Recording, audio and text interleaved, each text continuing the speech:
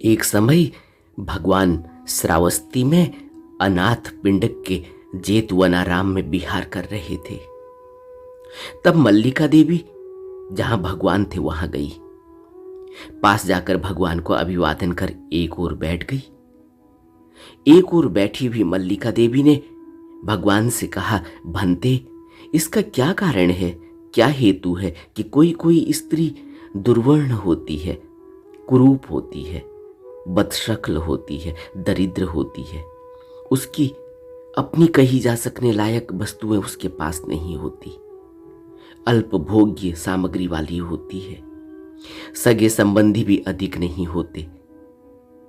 भंते, इसका क्या कारण है कि कोई कोई स्त्री दुर्वर्ण होती है, कुरूप होती है, बदशक्ल होती है, किंतु धनी होती है, महान संपत्तिशालिनी होती है, बहुत भोग्य सामग्री वाली होती है तथा उसके सगे संबंधी भी अधिक होते हैं। भंते, इसका क्या कारण है, क्या हेतु है कि कोई कोई स्त्री सुंदर होती है, दर्शनीय होती है, बड़ी ही आकर्षक वर्ण से युक्त होती है, किंतु दरिद्र होती है, उसकी अपनी कही जा सकने लायक वस्तुएं उसके पास नहीं होती, अल्पभोग्य सामग्री वाली होती है, सगे संबंधी भी उसके अधिक नहीं होते। भंते, इसका क्या कारण है, क्या हेतु है कि कोई कोई स्त्री सुंदर होती है, दर्शनीय होती है, बड़ी ही आकर्षक वर्ण से युक्त होती है, साथ ही धनी भी होती है, महान संपत्तिशालिनी होती है, बहुत भोग्य सामग्री वाली होती है तथा उसके सगे संबंधी भी बहुत अधिक होते हैं। तब भगवान ने मल्लिके से कहा, कोई कोई स्त्री क्रोधी स्वभाव की होती है, अशांत स्वभाव की होती है, थोड़ी बात भी उसे लग जाती है, वह कुपित हो जाती है, बिगड़ खड़ी होती है, कठोर हो जाती है, वह कोप, द्वेष तथा असंतोष प्रकट करती है, वह किसी श्रमण या ब्राह्मण को अन्न, पानी, वस्त्र, यान, माला, गंध विलेपन, शयन, आवास तथा प्रदीप देने वाली नहीं होती, वह ईर्ष्यालु होती है, दूसरों को मिलने वाले लाभ, सत्कार, गौरव, मान्यता, वंदना तथा पूजा आदि के विषय में वह जलती है, डाह करती है, वह द्वैरणी हो जाती है। यदि वह वहां से च्युत होकर स्त्री का जन्म ग्रहण करती है तो वह जहां जहां भी जन्म ग्रहण करती है दुर्वर्ण होती है, कुरूप होती है, बदशक्ल होती है, दरिद्र होती है। यानी मृत्यु के बाद जहां भी उसका स्त्री जन्म होता है, वह जहां भी जन्म ग्रहण करती है वहां दुर्वर्ण होती है, कुरूप होती है, बदशक्ल होती है, दरिद्र होती है, उसकी अपनी कही जा सकने लायक वस्तुएं उसके पास नहीं होती, अल्प भोग्य सामग्री वाली होती है, सगे संबंधी भी अधिक नहीं होते। फिर भगवान बुद्ध ने कहा, मल्लिके, कोई कोई स्त्री क्रोधी स्वभाव की होती है, अशांत स्वभाव की होती है, थोड़ी बात भी उसे लग जाती है, कुपित हो जाती है, बिगड़ खड़ी होती है, कठोर हो जाती है, वह कोप, क्रोध, द्वेष तथा असंतोष प्रकट करती है, किंतु वह किसी श्रमण या ब्राह्मण को अन्न, पानी, वस्त्र, यान, माला, गंध, विलेपन, शयन, आवास तथा प्रदीप, ज्योति देने वाली होती है। वह ईर्ष्यालु नहीं होती, दूसरों को मिलने वाले लाभ, सत्कार, गौरव, मान्यता, वंदना तथा पूजा आदि के विषय में वह न जलती है, न डाह करती है, न बद्ध वैरणी होती है। यदि वो यहां से मृत्यु को प्राप्त करके फिर स्त्री का जन्म ग्रहण करती है तो वो जहां जहां भी जन्म ग्रहण करती है दुर्वर्ण होती है, कुरूप होती है, बदशक्ल होती है, किंतु धनी होती है, महान संपत्तिशालिनी होती है, बहुत भोग्य सामग्री वाली होती है तथा उसके सगे संबंधी भी अधिक होते हैं। फिर भगवान बुद्ध ने कहा, मल्लिके, कोई कोई स्त्री क्रोधी स्वभाव की नहीं होती, शांत स्वभाव की होती है। बहुत बात कहने पर भी उसे नहीं लगती, कुपित नहीं होती, बिगड़ खड़ी नहीं होती, कठोर नहीं होती।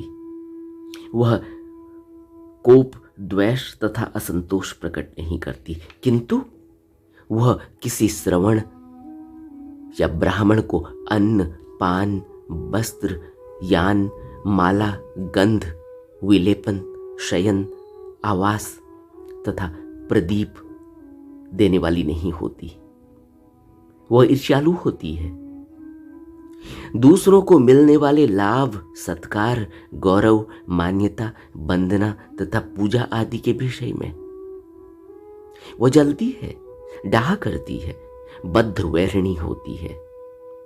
यदि वो यहां से मृत्यु को प्राप्त करके फिर स्त्री का जन्म ग्रहण करती है तो वो जहां जहां भी जन्म ग्रहण करती है सुंदर होती है, दर्शनीय होती है, बड़े ही आकर्षक वर्ण से युक्त होती है, किंतु दरिद्र होती है। उसकी अपनी कही जा सकने लायक वस्तुएं उसके पास नहीं होती, अल्प भोग्य सामग्री वाली होती है। सगे संबंधी भी उसके अधिक नहीं होते। फिर तथाता ने कहा, मल्लिके, कोई कोई स्त्री क्रोधी स्वभाव की नहीं होती, शांत स्वभाव की होती है। बहुत बात कहने पर भी उसे नहीं लगती, कुपित नहीं होती, बिगड़ खड़ी नहीं होती, कठोर नहीं होती।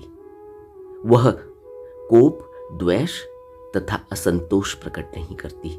साथ ही वह किसी श्रमण व ब्राह्मण को अन्न, पान, वस्त्र, यान, माला, गंध, विलेपन, शयन, आवास तथा प्रदीप सामग्री के देने वाली होती है। वह ईर्ष्यालु नहीं होती। दूसरों को मिलने वाले लाभ, सत्कार, गौरव, मान्यता, वंदना तथा पूजा आदि के विषय में वह ईर्ष्यालु नहीं होती।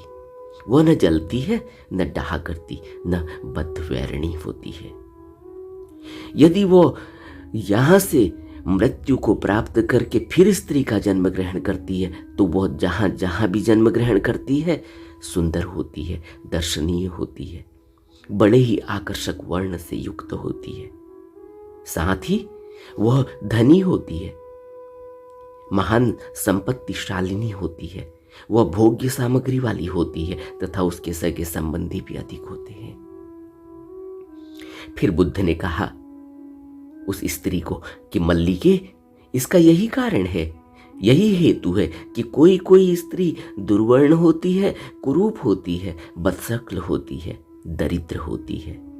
उसकी अपनी कही जा सकने लायक वस्तुएं उसके पास नहीं होती, अल्प भोग्य सामग्री वाली होती है, सगे संबंधी भी अधिक नहीं होते।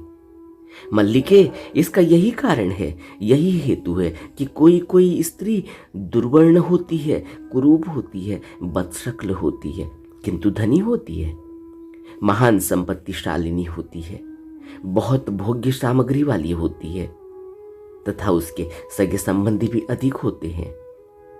मल्लिके, इसका कारण यही है, यही हेतु है कि कोई कोई स्त्री सुंदर होती है, दर्शनीय होती है, बड़े ही आकर्षक वर्ण युक्त होती है, किंतु दरिद्र होती है।